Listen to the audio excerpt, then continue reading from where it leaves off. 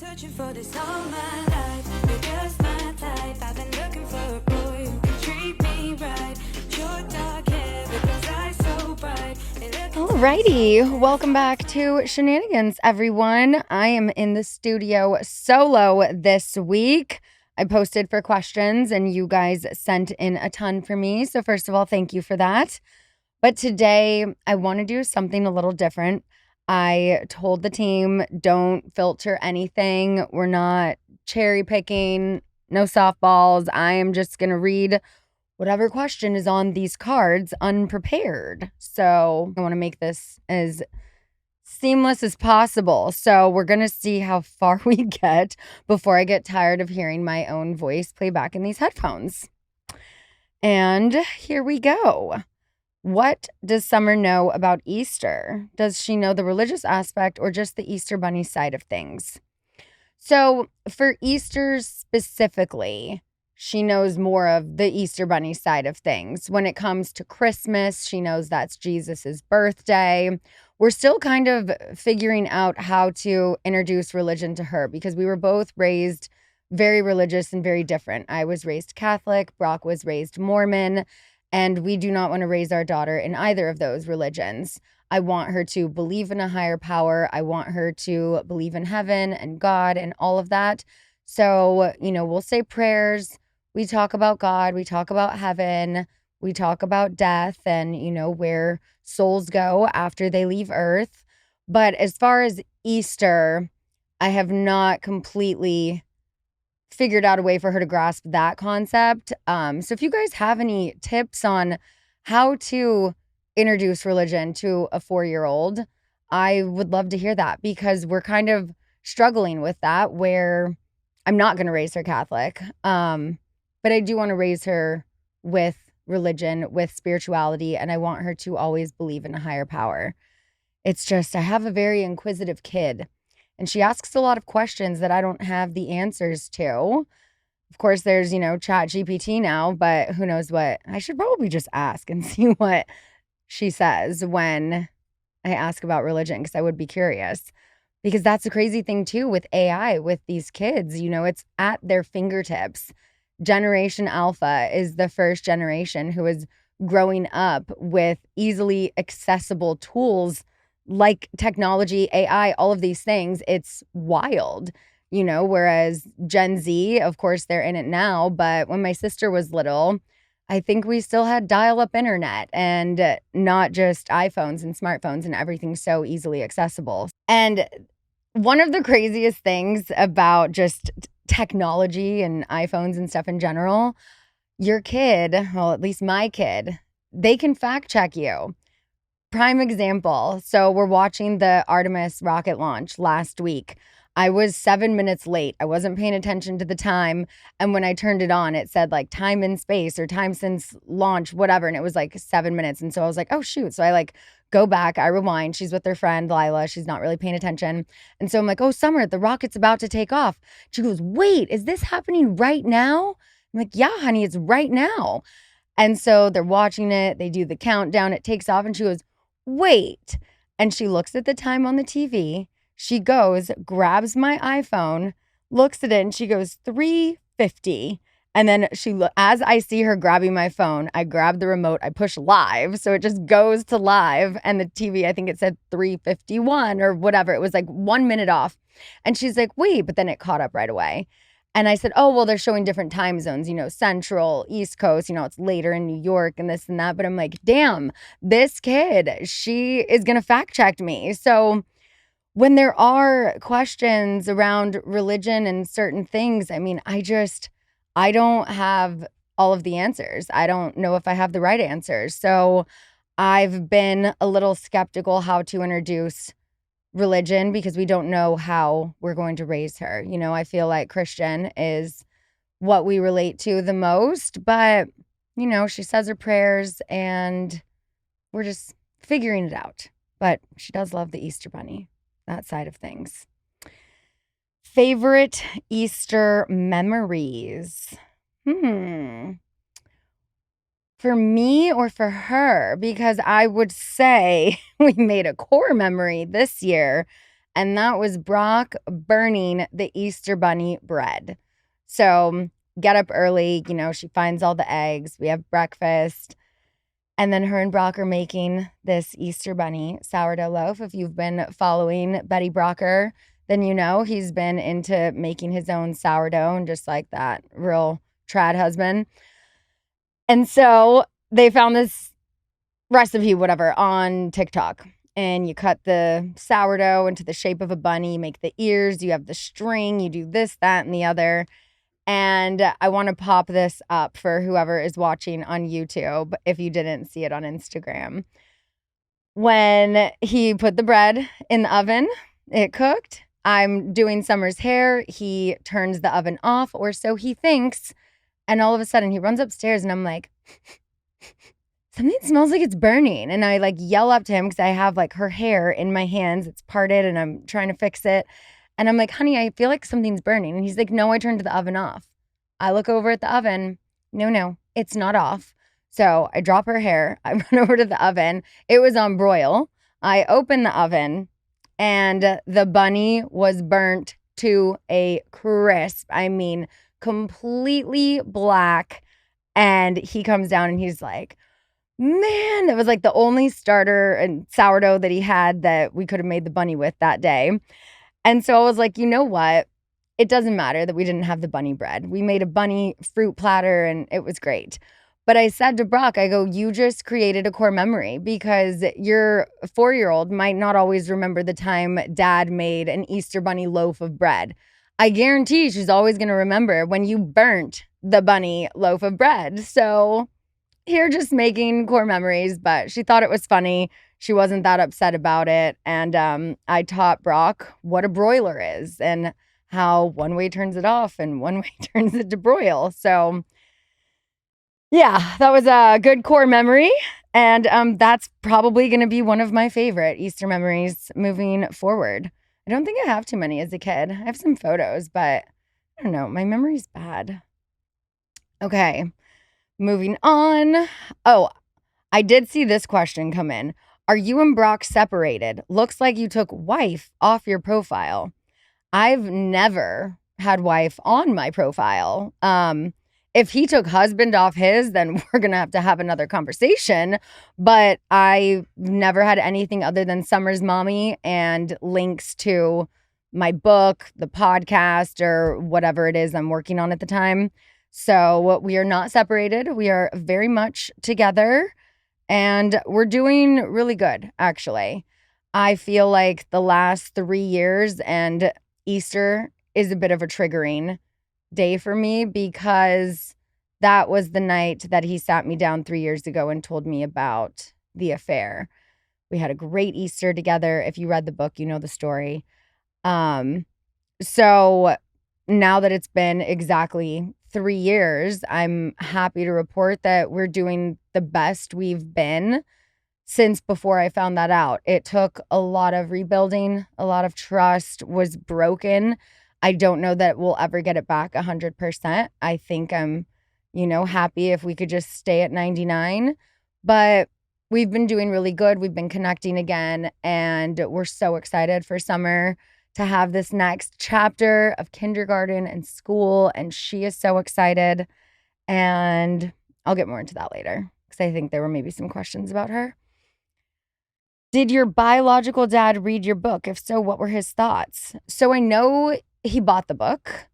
He said that he was starting to read it, but we never really discussed it. I had told him just a couple trigger warnings of some things that were in it. He knew about the affair and whatnot before the book came out, but I'm not sure if he finished it, actually. I need to ask him. I feel like here's the thing, too, with the Boomer and my mom is Gen X, with those generations, I feel like they were more raised to just kind of sweep things under the rug and really not talk about it. That's why therapy is so challenging for the older generation, because I feel like whenever there are certain stories that I've maybe told in the book or in this podcast, and whether, my parents hear them, read about them, or whatever it may be, we don't always talk about it. So, if he read the book, He read the book, but we have not discussed it. That's where it was. I knew I saw the word kindergarten. How does Summer feel about kindergarten? She is so excited. You guys, we got her into an amazing school. It's like a 6% acceptance rate.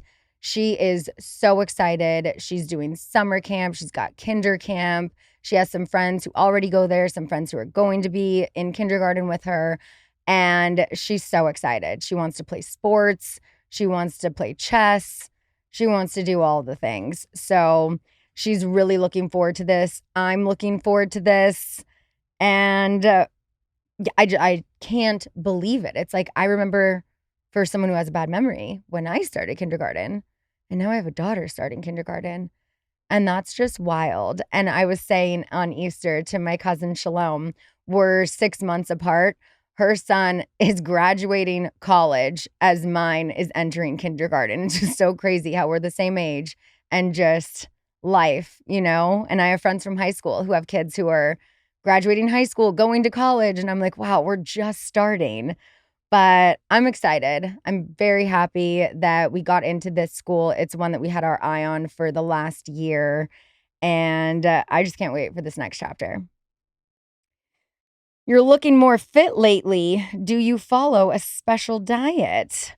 No, but what I do is I have my FitnessPal app and I track my macros. So I try to make sure I'm eating enough protein, not having too many carbs, because that is where I struggle, where I will have more carbs than protein. But now that I'm keeping an eye on it, I make sure if I didn't eat enough meat that I have a protein smoothie, or I have some egg whites with a scoop of vanilla protein powder, which, trust me, I thought sounded disgusting until I tried it. And I'm like, oh, it just tastes like the protein powder and you're getting so much protein.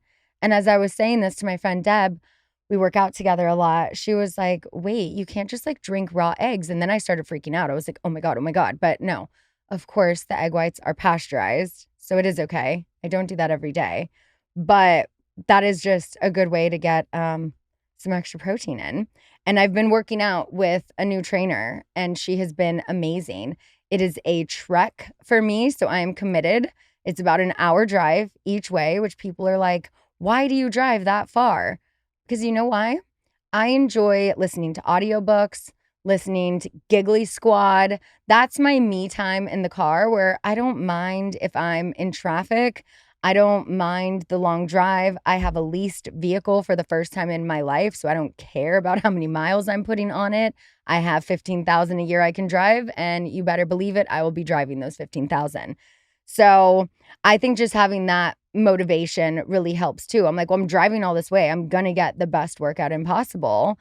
And it is fun when me and Deb, she was on Love Island. She's been on the podcast before. But it's fun when we do our partner workouts together because we motivate each other. We have fun. We make some TikToks. And I just really enjoy it. There's always a lot of drama and chaos surrounding your friend circles and personal lives. What are some hacks you've developed to stay centered? Ooh, well, I try with my breath work. You know, if I ever feel just very anxious or overwhelmed, I try to just like take a beat and breathe. Literally, you would be surprised at what that can do for your heart rate. It works wonders. Just simply breathing. But one thing I will say, and she was on the podcast a few months ago, actually. Her name is Mimi Bouchard, and she has this app called Activations. And I believe my link is still active. So if you guys want to check that out, it was a free 2-week trial, and you get like a huge discount if you go to activations.com/goodasgold. This app, I'm telling you, not only am I in love with it, but my daughter, when she's going to sleep, she's like, Mommy, can you play the music with the lady who talks? I like her voice. And I'll put it on. She has the sweetest, softest voice. It is so soothing. And Summer loves to go to sleep hearing these motivational things that she says, or prompts where it's like, think about your future life. And there's so many different ones. I listen to this when I'm in the sauna. There are ones where it's like legs up on wall. There's ones where if you're just out for a walk, some are as short as 3 minutes. Some are like 478 minutes and you can just leave it playing all night long. I am convinced that my subconscious, as I am sleeping, is just taking in all of the things that she's saying. And the difference is with meditations, those are more meant to calm you, whereas activations are supposed to energize you. But she does have the amazing sleep ones with calming music. It is just the perfect thing. I listen to them every day and every night. So anytime I'm feeling a bit overwhelmed, I just take a beat. I breathe. I always teach Summer, take a deep breath, and I'll just put on an activation because, I mean, who doesn't have 3 minutes? There are so many different ones, so many categories. I highly recommend it because it just helps and they're meant to be listened to on the go. So check that out. Use that code or use that link. And okay, what's next? You know what next? I'm going to take a break and then we're going to get back into it. Be right back. And now on to my latest craze, and that is Willie's Remedy. Okay, because if you're maybe tired of waking up hungover, if you're like, what did I do last night? Then this is the thing for you because now you can have fun and relax without any of the regrets with Willie's THC infused social tonic. It tastes so good. I prefer mine chilled. You can do it on the rocks. You can make it with a little mixer. But for anyone trying to be more intentional this year, Willie's gives you that social uplifting buzz without breaking your goals. It gives you a bit of a euphoric feeling and it happens really quick. Like 15, 20 minutes in, I'm like, oh, okay, I'm feeling good. I've got an alcohol alternative finally that actually works with this uplifting, euphoric buzz. And you can feel that without having any of the negative side effects. It's a low calorie, low sugar alcohol alternative that actually works. Willie's social tonics come in 5 milligrams and 10 milligrams doses with the best in class flavor experience, so smooth and balanced, you barely realize you're drinking a THC product at all. One shot of Willie's, I'm telling you, this helps you relax, unwind, de-stress. It's perfect for, a game night in or a little buzz before your night out. Willie sold out 3 times in the first 6 months with over 50,000 plus happy customers, and they just restocked. Willie's ships directly to your doorstep in 40 plus states. Order now at drinkwillies.com and use code Scheana for 20% off your first order plus free shipping on orders over $95 and enjoy life in the high country. Oh, and the season is here, and I'm not talking about spring. I'm talking about festival season. One of my favorite times of year, and not just for the music, but for the fits. Every April, I go on Revolve, I shop for my festival clothes, and that makes it so easy. They have so many cute looks. It's where I go when I don't want to overthink my outfit. Everything is just really styled in a way that actually makes sense and feels curated, not chaotic. Even if I order multiple options, because sometimes I want to try 2 different sizes or a couple different colors, Revolve makes shipping and returns so easy, comes with the return label, and Revolve's festival shop is now open. So it's basically your go-to for festival season. Built around that, festival energy, standout looks, confident, a little extra, but still effortless. Think head to toe outfits that feel styled already, not piecing things together last minute, which I've been guilty of in the past. Statement pieces, sets, my favorite, and textures that actually feel like a moment. Designed for festivals, but also work for trips, long weekends, night out, and it makes packing and planning outfits way easier because everything already goes together. It's elevated, but still easy. Looks that stand out without trying too hard. Whether it's a big night out, a wedding, a trip, or you just need something last minute that actually works, Revolve always has it. Go to revolve.com/goodasgold to shop our faves and use code goodasgold for 15% off your first order. And definitely check out the festival shop while you're there. Fast shipping, easy returns. It just makes everything easier. And that's revolve.com/goodasgold. You can shop our faves and get 15% off your first order. Offer ends April 24th, so don't miss out. Okay, of course, we have questions about the Valley. Are you still friends with anyone on the Valley? I'm friends with almost everyone on the Valley. Yes. How are you feeling watching the Valley? Is it hard to see what could have been? You know, I thought I might have some feelings like that. I've only seen the first episode so far. I'm recording this on a Tuesday. It comes out tomorrow. So I haven't seen episode 2 yet. But I actually didn't feel the way I was worried I was going to. I thought I was going to have FOMO and being like, wow, I got invited to the sip and see, but I wasn't filming. So I wasn't going to go to any of the filmed events and have to sign the release if I'm not filming and in contract. As much as they are my friends, they also understand that if you're on the show, you're more likely going to be at all of these things. And if you're not on the show, then you're probably not going to be there, and we'll celebrate at another time. I've met the babies, and watching it, I was like, you know what? I'm okay that I wasn't there. I know that I made the right choice for me in not doing it. And that's only, just one episode. But I didn't have the FOMO that I feared I might have. So that was good. The first event on the Valley, were you invited to that, or was it staged for the show? So if we're talking about the sip and see, yes, I was invited, but I wasn't filming. But I will tell you what was funny that day. It wasn't so funny in real time, but now looking back, it's funny. I take Ventura Boulevard to pick up Summer from school. It's kind of like the only way to pick her up from where she goes to school. And I pass by Casita. I drive past Casita almost every day, probably every day, actually. And I eat there often. It's one of my go-to restaurants in the Valley. So that day, I was picking up Summer and one of her friends for a play date. And as we're driving home, just not even thinking, just my normal route, I get stuck behind a production van at Valet in the right lane on Ventura in front of Casita. And I look over and I was like, oh my God, they're filming right now. And I cannot get in the left lane to get around the production van.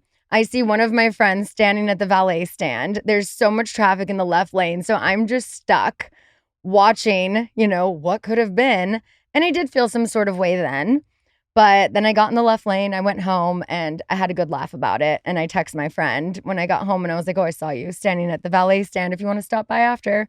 But that was funny. And then, oh my God, there was another time where I was at Summer's improv class in Studio City somewhere. And all of us moms, while the kids are in the class, like it's a drop-off class. And then they have a surprise performance at the end of the, not school year, but at the end of the class and whatnot. So during the class, the moms all go to one of the coffee shops, smoothies, creation, whatever. So we're sitting in a coffee shop. I see, again, a production van, but it's Los Angeles. Things are being filmed all of the time, everywhere. What are the chances? Right as we look at the time and we're like, oh, it's time the kids are going to be getting out of class. We get up from the coffee shop. We walk out. I am not kidding you. You can't write this shit. I literally walk into Zach and Danny. There's cameras and they're like, and I was like, oh, sorry. I like totally fucked up their exit when they're doing their walkout. And I was like, I'm so sorry. But it was like naturally just in the Valley. I'm like, what are the chances on a Thursday afternoon at 2:30 p.m. you guys are filming in the shop next to my daughter's class? It was just crazy. But that everyone, it was so sweet. All of the moms were like, are you okay? How are you feeling? I was like, no, like that was great to see them. Like they're my friends. It was funny that I ran into them, but I'm like, I'm not stalking you. I do have Zach's location. I'll say that. But what was funny was at the time we made a joke about that. And he's like, oh, my location's off right now. So it's not like I could have even known that they were there, but that was funny. Anyway, moving on. Oh, can you please join the Valley next season? Look, I don't know what the next season of my life looks like. If there's another season, and I hope there is, because I want this for my friends. I want them to have, what we had on Vanderpump. I would love that for them. I don't know if it's for me. These are real friendships of mine. They're people I keep in touch with. I'm a bridesmaid in Jasmine and Melissa's wedding. I'm very close with some of them. And it's like, regardless of whether I'm a cast member or not, it's harder to avoid those cameras than not. I mean, I just told you how I, ran into. But yeah, so let's see. Is Luke really Lala's sperm donor? No. I mean, you guys all saw the sperm donor party on season 11. I don't think Luke matched all of that criteria. I don't know what's public about all of that info, but I do know that Lala saw baby photos of the dad and also heard his voice. So I think for sure, because I remember her being like, oh my God, his voice, like so sexy or whatever she said. I think she would know if that was Luke's voice because she's never said anything like that about Luke. Does it hurt when you see people you once considered to be close friends posting with her? Well, if I'm being honest, I do have a lot of people muted, so I don't see it. Here's the thing. People have to see things for themselves on their own timeline, and there's no reason to try to convince someone otherwise. I'm not going to be telling all of the girls on the valley, don't be friends with her. She's this, she's that. No, they'll see it at the time. They've seen it before. They've forgiven. They'll see it again.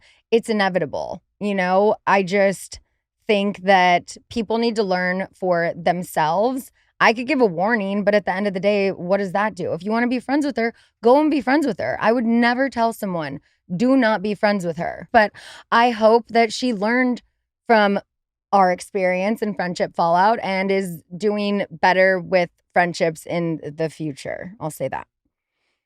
Why haven't you interviewed anyone from the new season of VPR? Honestly, I haven't watched it. It's not that I'm necessarily opposed to it. I'm friends with Demi. I'm friends with Natalie.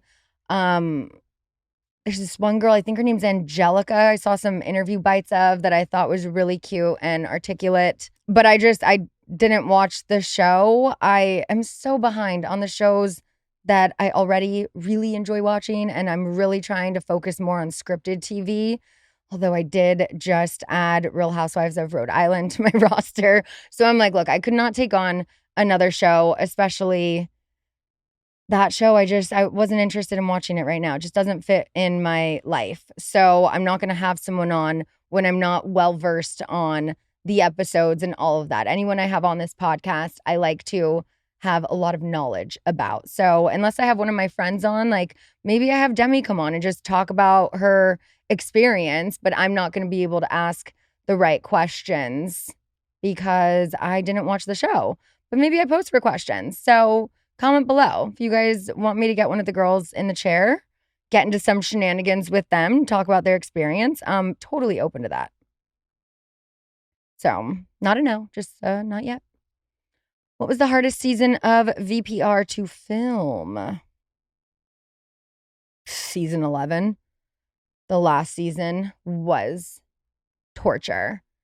It was me going through one of the hardest times in my life silently, which, yes, I chose to keep that secret. And I just wasn't ready to open up about that yet. So keeping something so big like that a secret inside, it was eating me alive every day. And it was so, so hard. And I took it out on the wrong people.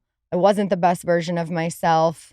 I felt like I was trying to give Tom grace, to give Brock grace, and that just wasn't landing. And I just was a shell of a human. I was not myself. I made a lot of bad judgment calls that season. I said things I shouldn't have said. And, I'm the one who's had to pay for it. So it was a very large learning lesson. It has changed how I move in friendships now. But, yeah, the season finale when I performed was fun. But other than that, it was really hard. What the heck is going on with Peter and the girl he's seen? I have no idea because I don't follow him. Will you ever be friends with Lala and Katie again? Katie and I, we DM. We've had some little conversations here and there. I think the thing about Katie, and I know I've said this on the podcast before, I was so insecure in my own ways that I wasn't able to see what an amazing friend I had right in front of me. What a girl's girl, ride or die, solid fucking human. And I regret that. And I have expressed that to her. And that's all I can do. You know, if one day we come back together, I would love that. But for now, commenting on, Instagram stories and just, hyping her up, like I enjoy doing that. I was not a great friend to her. So I don't know, if I were her, I don't know that I'd want to be friends with me again. Okay. We're going to take one more quick little break and then I will wrap it up with the rest of your questions. All right, y'all. It's a Way Day at Wayfair. From April 25th through April 27th, you can score the best deals in home, like up to 80% off with free shipping on everything. Wayfair makes it easy to find exactly what fits your style and needs, from furniture and decor to home improvement, outdoor essentials. I mean, literally whatever you need. And it's all on sale during Way Day. You can upgrade your space with quality pieces that work within your budget. And do you want to know what the best part is? Everything ships fast and free during Way Day. Plus, you can shop with Wayfair Verified, aka your shortcut to the good stuff. Their team of product specialists vets everything by hand using a 10-point quality inspection. So you know you're getting a quality piece no matter your budget. I'm telling you guys, there is something in every single room of my house, including my kitchen drawers from Wayfair. Whenever I need to upgrade something, like my silverware, my outdoor space, my literal bed, artwork, you name it, Wayfair has it. Wayfair also makes it very simple to narrow down exactly what works for your style and budget. Installation and assembly services are available for a truly seamless experience. And they have thousands of 5-star reviews, so that can help you shop with confidence. Way Day is the sale to shop the best deals in home. We're talking up to 80% off with fast and free shipping on everything. Head to wayfair.com April 25th through 27th to shop Way Day. That's WAYFAIR.com. Wayfair. Every style, every home. All right. What are you loving about being off reality TV for the moment? Recalibrating, reconnecting with myself, just really focusing on my family, having peace and some free time for the first time in a very long time. That's been nice. I miss you on TV. Do you feel mentally stronger since deciding not to film? Absolutely. That's a hard yes. Would Dorit's chronic lateness add hours onto the working day for the Real Housewives of Beverly Hills crew? That's a good question. I don't think so, because the crews are unionized. So their time is their time. And they usually, if it's going to be too long of a shoot, they would have a backup crew. So I don't know, but that is a good question. Because if they only planned for a certain amount of time and then they're waiting for her for 2 hours, maybe. Is it ever hard to watch reality TV with knowing how the sausage is made? Yes. And that's why I was thinking of trying to start watching less reality TV and more scripted TV, since that is the space I really want to be in still. It's the space I've always wanted to be in. But at the same time, I enjoy it, and it just further solidifies I made the correct decision in taking a beat, because when I watch it, I'm like, whew, I don't want to do that right now. No. And I get it. Like, I was listening to Giggly Squad this morning, and they were just talking about, how they would not be doing reality anymore either. And I'm like, I get it. I do love the space for the good aspects of sharing your story and being able to connect with people and help them. And so I think for me personally, reality TV in some way, shape, or form will always be in my life, but I did need to take a break from it. We started in 2011 and only had a break during a pandemic when I was pregnant. So this has been a much needed reset time. Put myself on pause. There was a 2-part to that question. Or what's it like watching TV with your lens? So on one hand, it's hard to just watch a show at face value. anymore. So I can't really do that. I can't turn that part of my brain off and just enjoy the entertainment, the stories, and I'm clocking the edit. I'm clocking when someone brings up something at an inappropriate time or it just seems out of the conversation. Like I was watching Rhode Island, the first episode, and they're playing Never Have I Ever. And homegirl still has like 5 fingers up, and then all of a sudden it's just another conversation. I'm like, oh, okay, so we're just not going to finish the game. It just like ended. Like I wanted to see a little more of that, or don't show it at all. But just things like that, I clock. It's like I know exactly what's happening behind the scenes when most people don't. But at the same time, I will say it does make me appreciate it a little more because I know how much goes into making those moments, to making those moments land, to, how real the emotions are. And even if the story is being shaped after the fact, it's like, I still do enjoy watching it. But I think the biggest difference is I watch with more empathy now because it's really easy as a viewer when you just want to judge someone based on a scene or an episode, an interview bite. I mean, I have said some horrendous things that I look back and I'm like, oh my God, why did I say that? Like, wasn't my original thought. It was suggested I say that. I thought it was funny in the moment, was not funny, did not land well. But, I know firsthand there's just so much more happening that you don't see. Sometimes you're in an interview and you might say something funny one way, so it would be taken as lighthearted. But they're like, oh, can you just try it this way? And I'm like, okay. And then that's the one that gets used. Like, God, I genuinely remember the backup dancer comment. Like, I'll just, when I was filming season 11 and it was suggested, oh, you should bring up, how Ariana was your backup dancer and now she's Dancing with the Stars, and like have some fun with that so we can show a flashback. And I'm like, oh, okay. In my head, genuinely, I'm like, I mean, look at her. She was as my backup dancer once, and now she's Dancing with the Stars. And like, I was delivering it funny, self-deprecating, being like, she was my backup dancer. Like, I'm no one. And now she's Dancing with the Stars. How fucking incredible is that? That was my tone. But then, it's like, oh, can you try it this way? And I think one of the takes out of the, I don't know however many times I said it, it came off a little cunty, a little catty. And that was not my intention.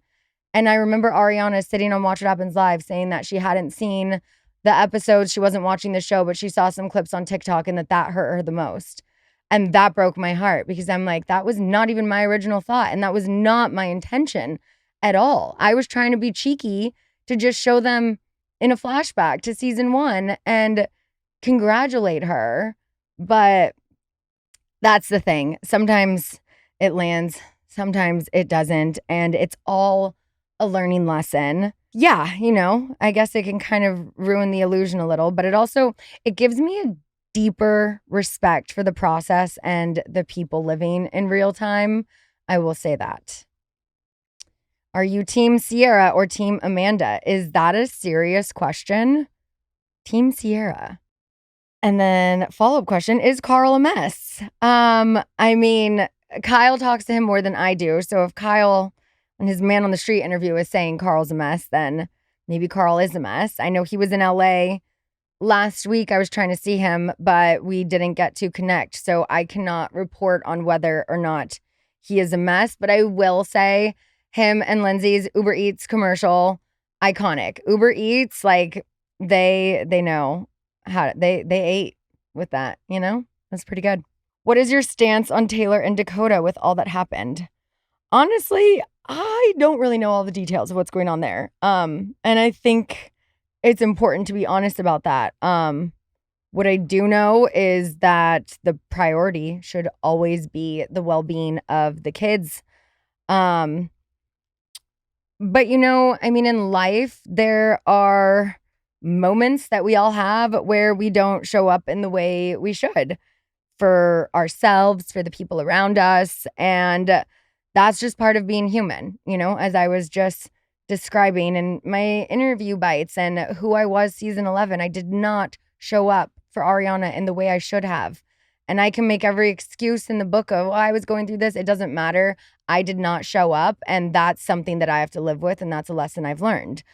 But I feel like the important part, it's especially as parents, we are raising these tiny humans. They are so impressionable and they're watching and absorbing everything. When you think they're not listening, they're listening. They're clocking stuff. And, we as parents have to take accountability. We have to reflect on those moments and just, I don't know, wake up the next day and do better. Be a better version of yourself than you were the day before. That's all we can do is try to be our best. We're going to mess up. I'm sure every kid is going to say, oh, because, you did this, I'm this way or whatever. We can blame our parents for us being in therapy. But truth is, we're never going to handle everything perfectly. And when our kids become parents one day, they will understand that. But what we can do is grow. And that has been a very big focus of mine, just looking inward, taking responsibility for how I show up and doing the work to improve.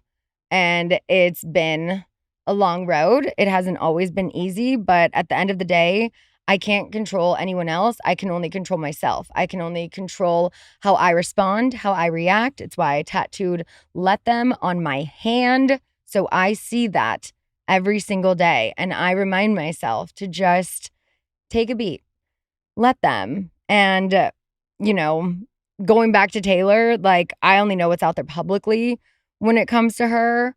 I have spoken to a couple of the girls. I know that they have checked in with her, but that's not for them to relay to me. So I hope she's taking whatever time she needs to reflect and do the work so she can show up as the woman and mother that she wants to be. Who of the Mormon wives do you talk to? I talk to a lot of them, honestly. Some via DM, some via text, but I'd say I keep in touch with like 5 or 6 of them, whether it's just like casual DMs or texting, phone calls, voice notes. Yeah, we keep in touch. Thoughts on Messy? Messy spelled Messi, which is that like Jesse and Marciano's couple name? Are they a couple now? Y'all, I'm so confused. I mean, look, I know Jesse is going through a lot right now. But I think Michaela said it best. Let's not jump from one toxic man to another. I mean, that's never the solution. Like, what are you thinking? I also saw a comment Michaela said. She's like, I love you, but you're too hot for this. Yeah, I'm very, very confused by that whole thing. And it just makes me think that maybe more than just a kiss happened that night in the hotel room like I thought all along, but then I believed them when they convinced me that it hadn't. But now I think we're all thinking that, What are the vibes for Coachella this year? Ooh, Sabrina, Justin. I don't know because here we are on Tuesday. Coachella is on Friday and I don't have my outfits yet. I know my sister is just like shaking her head. Like, how can you not figure out your outfits? But you know what? We're going to figure that out tomorrow. And then we're going to head to the desert on Thursday. And I always figure it out week of last minute and it always works out. So, You're really famous in Saudi Arabia. Would you come for a vacation there? I am? Oh, I had no idea. I didn't know. I mean, I know Vanderpump Rules is in so many countries, but you never know like exactly which ones. So, I don't know that now is the ideal time to make a plan to visit that part of the world, but there are so many places and cultures that I would love to explore and experience. And yeah, let's add Saudi Arabia to the list.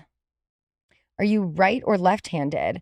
And when you played baseball, did you bat with that same dominant side? And does Summer have a right or left hand yet? So I am very much right-handed. I bat right-handed. I think I golf right-handed.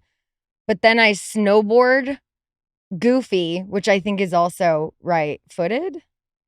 I don't know. I'm very right dominant. I don't know what that means about my brain. I always forget when they say like right side brain people, left brain.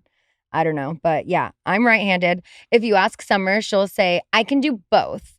But she's very dominant right hand when she writes, but she'll try to do stuff with her left. She'll throw with her left. She'll swing with her left. I could see her in sports like batting both ways, but she does write with her right. She started with her left when she was younger. She would throw a lot with her left, but then 2-3 years old, it's all her right hand now.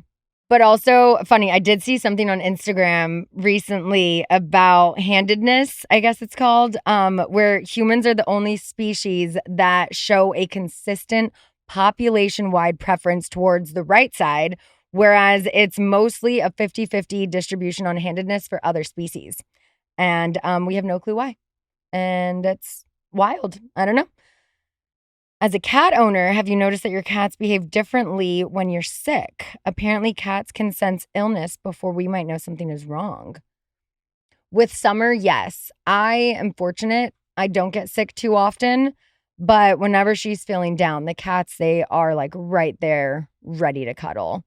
We're looking at kittens right now because it's kitten season, and we want to rescue one. And I was talking to one of the rescues yesterday, and I said, oh, do you think a kitten would adjust well to 2 older cats? One just turned 12. One is 16 and a half. And the rescue goes, no, not at all. The cats will not adjust to the kitten. The kitten will not adjust to the cats. And I'm like, oh, okay. They send me an article about single kitten syndrome, and they recommend we get 2 kittens. 2. So the kitten has a kitten to bite and learn from, and the cats can do the cat thing, and the kitten doesn't get depressed when you leave. And I'm like, okay, so now I need to get 2? I'm gonna have 4 cats. I mean, I know Carly Bible has like 7 cats, but I don't know that I can sell my husband on 2 more cats. So I'm like, might not be the time. I don't want to say like, oh, just wait for one of them to die, but I'm like, I don't know that we're equipped to do 2 kittens right now. And then it's like, okay, if I got from a different rescue, I still, now that I know that is a fact, I can't do that. I can't just get a kitten and have like him or her be depressed. So I don't know what we're going to do now. But what we are going to do is name a Jack's hole. And Trump always makes it easy for us when he tweets stupid shit. This morning, it was posted, a whole civilization will die tonight, never to be brought back again. I mean, look, more than anything, I'm just thinking about the innocent people on all sides and what's going on right now. That is who really matter here. And I just hope that everyone stays safe, truly. And on a much more inspiring note, my flowers for the week go to the amazing crew of Artemis II. They've already made history traveling around the moon and becoming the humans who have gone the furthest into space. So just let that sink in for a minute. I mean, that's next level. These photos I saw of the moon, I was convinced it was Earth. It was colorful. I don't know if you guys have seen it. Maybe we can pop one up here, but it was beautiful. I can't even, I mean, I can't, yeah, it's crazy. It's like when I just stare at the moon and I do my manifestations and it's like high thoughts, but I'm not always high. It's crazy to think about. I mean, what these people have done takes years of training, insane precision, and a willingness to step into the unknown in a way that, most of us can't even imagine. I genuinely, I can't imagine. I just went and took Summer to the planetarium the other day, and we're in there just watching the signs of life thing, and it's mind-blowing, and it's not just about space. It's about pushing the limits of what humans can do. And, beyond that, I think this mission just represents progress. It's opening the door for a new generation to see themselves in space and dream even bigger. It's something that I always thought about as a kid. I'm like, I want to go to space one day. And then I met Buzz Aldrin. I served him, I remember very specifically, table 51 at Villa Blanca. And I took a selfie with him. And this was probably back on like a BlackBerry. So I don't even think I have the photo anymore. But I'm like, I met a man who walked on the moon. That's crazy. But yeah, all the flowers to them for literally going further than anyone ever has. And that about wraps it up. So thank you guys for listening. I will be getting back into some more shenanigans next week. But if you miss me and you want to hear my voice, you can go download my New York Times bestselling audiobook, or you can buy a hard copy because they're still available. So thanks for spending this time with me. What did I talk your ear off for about an hour? Probably. I'm sick of hearing my own voice. So I'm going to go, and I'll see you next week. Bye.